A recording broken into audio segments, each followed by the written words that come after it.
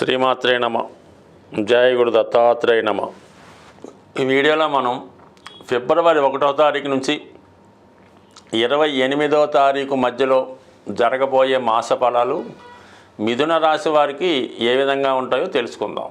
మిథున రాశి వారికి ఈ నెల ప్రారంభం నుంచి ఇంచుమించుగా 12వ తారీఖు వరకు కూడా అష్టమ స్థానంలో సంచరిస్తున్నటువంటి రవి బుధుల సంచారం చాలా వరకు జాతకుడికి అధికారుల వల్ల ఎక్కువ ఒత్తిడి వచ్చే అవకాశం ఉంది. ఆరోగ్య విషయంలో అధిక శ్రమ వల్ల చిన్న చిన్న అనారోగ్య సమస్యలు వచ్చే అవకాశం ఉంది. అలాగే చాలా సమయం వృధా అవుతుంది. అనవసర ప్రయాణాలు, అనవసర ప్రసంగాలు, బంధువులతో విరోధాలు ఎక్కువగా వచ్చే అవకాశం ఉంది. కాబట్టి సాధ్యమైనంత వరకు ఈ నెల 12వ తారీఖు వరకు కూడా ముఖ్యమైనటువంటి విషయాలు, వ్యాపారపరమైన విషయాలు, కొత్త నిర్ణయాలు వాయిదా వేసుకుంటే మంచిది. అయితే విద్యార్థులకి కొంతవరకు కొత్త విషయాలు తెలుసుకునే ప్రయత్నం చేస్తారు. అలాగే నిగూఢంగా రహస్యంగా ఉన్నటువంటి విషయాలు కొంతమంది పరిశోధకులకి, రీసెర్చ్ చేస్తున్న వారికి కొంతవరకు తెలుసుకునే అవకాశం ఉంది. వాళ్ళ జ్ఞానాన్ని పెంచుకునే ప్రయత్నం జరుగుతూ ఉంటుంది.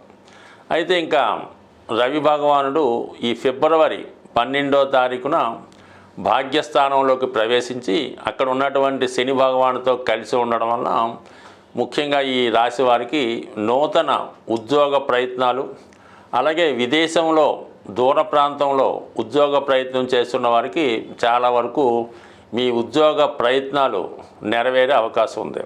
అలాగే మీరు వారసత్వంగా మీ పెద్దవారు చేస్తున్నటువంటి వ్యాపారంలో కానీ, లేదంటే వాళ్ళు వృత్తి అంటే ఏదైనా డాక్టర్గా ప్రాక్టీస్ చేస్తుంటే మీరు డాక్టర్గా ఎంటర్ అవ్వడం, ఏదైనా కమర్షియల్గా బిజినెస్ చేస్తుంటే మీరు కొత్తగా ఆ బిజినెస్లోకి తండ్రి గారికి సహకారంగా వెళ్ళే వాళ్ళకి ఈ గ్రహస్థితి చాలా వరకు అనుకూలిస్తుంది. లేదా మీరు కొత్తగా పెద్దవాళ్ళు చేస్తున్నటువంటి వ్యాపారాన్ని మీరు టేకప్ చేసి స్వతంత్రంగా మీరు వ్యాపారాన్ని నడిపే విధంగా ఈ గ్రహస్థితి చెప్పడం జరుగుతుంటుంది. అలాగే మీకు వారసత్వంగా అటు ప్రభుత్వ పదవి కానీ, రాజకీయ పదవి కానీ రావాల్సి ఉంటే ఈ సమయంలో మీకు అటువంటి కొత్త నూతన పదవి, అధికార హోదాతో కలిగి ఉన్నది వచ్చే అవకాశం ఉన్నది. ఇక అదే విద్యార్థులకైతే అటు విదేశంలో ఉన్నత విద్య అభ్యసించడం కొరకు, ఉన్నత విద్య చదువుకోవడానికి దూర ప్రాంతం వెళ్తున్నటువంటి విద్యార్థులకి చాలా వరకు మరి మీ యొక్క లైన్ క్లియర్ అవుతుంది. కొత్త అవకాశాలు రావడం జరుగుతుంటుంది. అలాగే విదేశంలో ఉద్యోగం చేస్తున్నటువంటి వారికి, అలాగే కొత్తగా ఉద్యోగ ప్రయత్నాలు చేస్తున్న వారికి ఈ గ్రహస్థితి చాలా వరకు అక్కడ ఉన్నటువంటి వారి నిరుద్యోగ సమస్య పరిష్కారమై చాలా వరకు కొత్త ఉద్యోగాల్లో, చెప్పుకోదగ్గ ఉద్యోగాల్లో చేరేవారికి ఈ గ్రహస్థితి చాలా వరకు అనుకూలించడం జరుగుతుంది. అంటే ఎక్కువగా ఈ మిథున రాశి, మిథున లగ్నంలో జన్మించిన వారు పుట్టిన ప్రాంతంలో, సొంత ప్రాంతంలో పెద్దగా వారి యొక్క అభివృద్ధి రాదు. వాళ్ళు ఏదైనా దూర ప్రాంతమో విదేశం వెళ్ళినప్పుడు అక్కడ వారి ప్రతిభకు తగిన గుర్తింపు రావడం జరుగుతూ ఉంటుంది. అంటే ప్రారంభంలో వారు ఎంత ధనం సంపాదించినా పెద్దగా మిగలకపోయినా నెమ్మదిగా వాళ్ళ యొక్క ఆదాయం పెంచుకొని అక్కడ బాగా స్థిరపడడానికి ఉపయోగపడుతుంది. కాబట్టి అక్కడ ఈ విధంగా విదేశాల్లో దూర ప్రాంతంలో ఉన్న వాళ్ళకి ఇంచుమించుగా మనకి ఈ ఫిబ్రవరి నెల ద్వితీయార్థంలో మరి మంచి ఉద్యోగ అవకాశాలు రావడం జరుగుతూ ఉంది. ఇక్కడ మారడానికి కూడా మీకు దశమాధిపతిగా ఉన్నటువంటి గురువు కొంతకాలంగా వ్యయస్థానంలో వక్రగమనంలో ఉంటూ ఇదే ఫిబ్రవరి 4వ తారీఖున రుజు మార్గంలోకి రావడం జరుగుతూ ఉంటుంది. అంటే దీని కారణం వల్ల మీకు ఏమవుతుందంటే కొంతకాలంగా మీరు ఏదైనా వేరే చోట ఉద్యోగానికి ప్రయత్నం చేస్తున్నప్పుడు వాళ్ళు కొన్ని రోజుల పాటు తర్వాత చెప్తామని వాయిదా వేయడం జరుగుతూ ఉంటుంది. ఈ ఫిబ్రవరి 4 తర్వాత మీకు కన్ఫర్మ్గా ఏదైనా కొత్త ఉద్యోగం 99% రావడం జరుగుతూ ఉంటుంది. ఒకవేళ రావడం అంటూ జరిగితే మీరు ఉన్న ప్లేస్లోనే కాకుండా వేరే కొంత దూర ప్రాంతంలో కొత్త ఉద్యోగంలో ప్రవేశించడానికి కూడా ఈ గురుగ్రహ అనుగ్రహం మీ మీద ఫిబ్రవరి 4 తర్వాత ఉండబోతుంది. ఇక మనకి రాశి అందే ఈ నెలంతా కూడా వక్రగమనంలో సంచరిస్తున్నటువంటి కుజ భగవానుడు చాలా తొందరపాటు స్వభావాన్ని కలిగిస్తుంటాడు.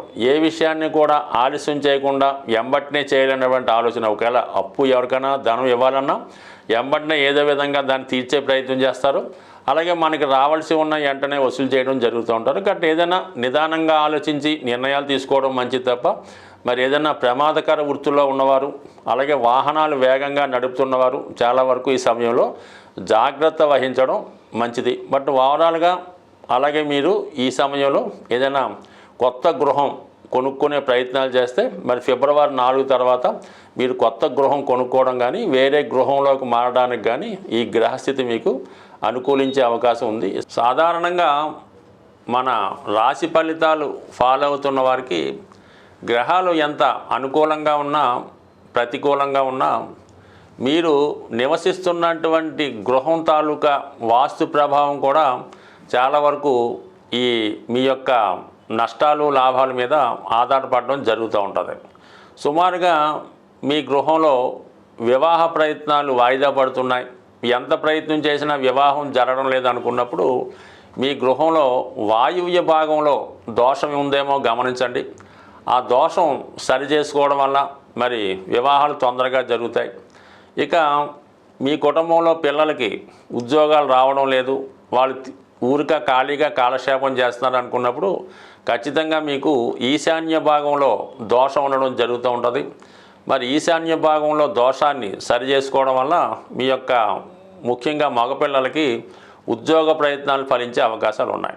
అలాగే ఆగ్నేయ దోషం అన్నది చాలా ప్రమాదకరంగా అది మొత్తం కుటుంబాన్నే స్ట్రగుల్ పెడతా ఉంటుంది. అంటే చిన్నవారు పెద్దవారిని డామినేట్ చేయడం, ముఖ్యంగా ఆ కుటుంబ యజమాని అంటే భర్త ఏదో ఒక వ్యసనానికో బలహీనతకో లోనవడం వల్ల ధనాన్ని పాడు చేయడం జరుగుతూ ఉంటుంది. ముఖ్యంగా ఈ ఆగ్నేయ దోషం వల్ల ఆ కుటుంబంలో స్త్రీలకి అనారోగ్య సమస్యలు రావడం వల్ల భార్యాభర్తల మధ్య ఫిజికల్ అట్రాక్షన్ తగ్గుతూ ఉంటుంది. దాన్ని ఆసరాగా తీసుకొని భర్త వేరే కారణాలతో వేరే ప్రయత్నాల ద్వారా తన అవసరాలు తీర్చుకోవడం జరుగుతూ ఉంటుంది.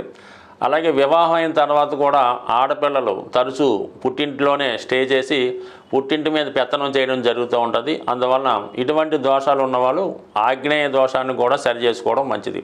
సాధారణంగా గ్రహదశలు జరుగుతున్నప్పుడు కొన్ని గ్రహదశలు అంటే ముఖ్యంగా రవిదశ జరుగుతున్నప్పుడు ఆ యజమానికి ఇబ్బందులు వస్తున్నాయంటే ఖచ్చితంగా మీ ఇంట్లో తూర్పు భాగాన్ని కూడా సరి చేసుకుంటే ఆ యజమాని పలుకుబడి పెరుగుతుంది, ఇంటి మీద పెత్తనం సాధిస్తారు, ఆరోగ్యపరంగా అనుకూలంగా ఉండే అవకాశం ఉంది.